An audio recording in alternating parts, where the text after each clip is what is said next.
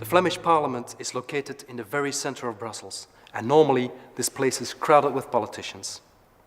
Since a week or two, they're out there campaigning for the elections to be held on the 25th of May. These elections are the most important Belgium has ever known.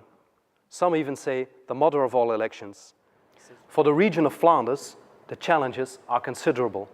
It has to deal with new and important competences transferred from the federal policy level and at the same time boost the competitiveness of its industry.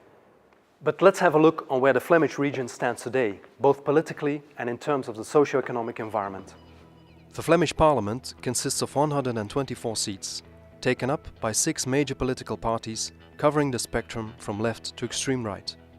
The Christian Democrats of CD&V have always been the largest party by far, but in the last decade the traditional parties, including liberals and socialists, have lost power in favor of the Flemish nationalists of N-VA and to a lesser extent the extreme right of Vlaams Belang. Since 2009, the Flemish government is a coalition of Christian Democrats, Flemish nationalists and socialists. Its undisputed leader is Chris Peters from CD&V. Flanders is a lot more advanced as an economy than Wallonia. It's a lot more open, it's a lot more ready to accept new technologies, new ideas, and its government is very keen to use those advantages, and its openness in trade, its openness in attitude to gain more business and more prosperity. Now, what are the major achievements of this Flemish government? They established a new industrial policy, they invested massively in infrastructure, and notwithstanding the financial crisis, the budget is in balance. If Flanders aims to be an innovative, sustainable and caring society in 2020, it will have to produce better results in a lot of areas. The PAC 2020 consists of 20 ambitious projects with a clear delineation of the target figures. Flanders wants to generate prosperity and welfare and rank among the top 5 European regions. It requires more workers gainfully employed, in more suitable jobs and for longer average career terms. The high-quality standard of living needs to be preserved, while the government administration must become more efficient and more effective. Although clearly progress is made, economic key players are not convinced yet.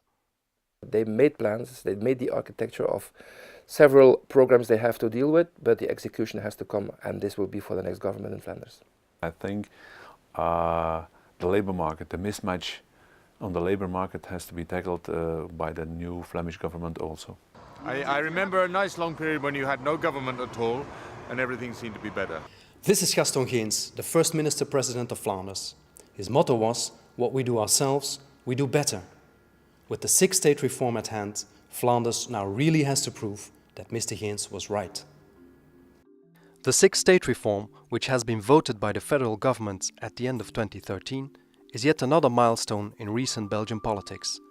Competences worth €17 billion are transferred from the federal level to the communities and regions. In fact, the budget of the Flemish region will be higher than the federal budget.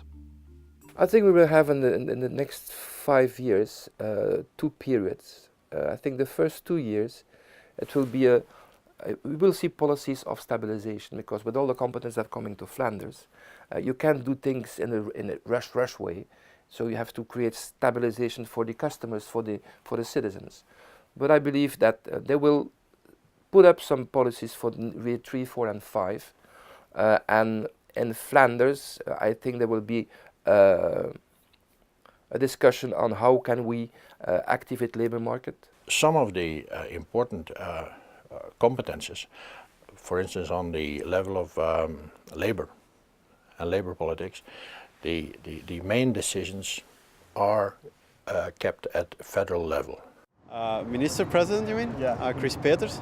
And of the other 2 reasons? Hard, no. The Flemish government has installed its headquarters on this marvelous 18th century square. Behind me is the office of Chris Peters, the Christian Democrat who has been leading this government for the last 7 years.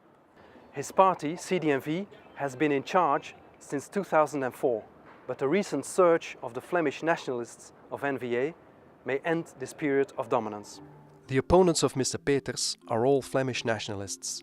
In the first place, Lisbeth Homans, alderman in the city of Antwerp. But also Vice Minister President Geert Bourgeois harbors ambitions to become the new #1 in Flanders. And who knows what party leader and Antwerp Mayor Bart de Wever is up to. The NVA is clearly leading the polls. According to most observers, they will break through the 30% ceiling.